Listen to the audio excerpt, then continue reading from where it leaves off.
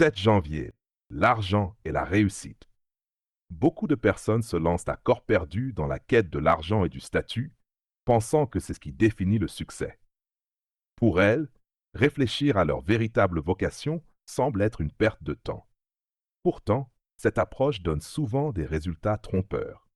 On connaît tous ce phénomène de l'hyper-intention. Plus on veut quelque chose, plus cela devient difficile à obtenir. Par exemple, plus on désire s'endormir, plus le sommeil nous échappe.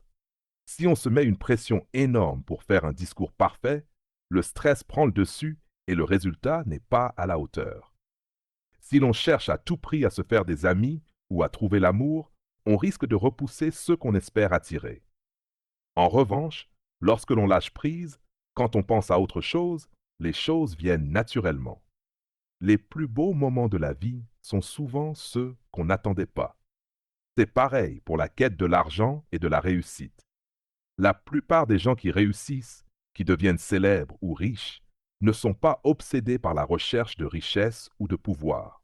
Prenez Steve Jobs, par exemple. Bien qu'il ait amassé une grande fortune, ce qui l'intéressait, ce n'était pas l'argent, mais de créer des produits innovants et de repousser les limites de la technologie. Il a suivi sa passion, et la réussite est venue naturellement avec. Conseil du jour. Gardez toujours à l'esprit ce qui donne du sens à votre vie, et la réussite suivra sans que vous ayez à la forcer.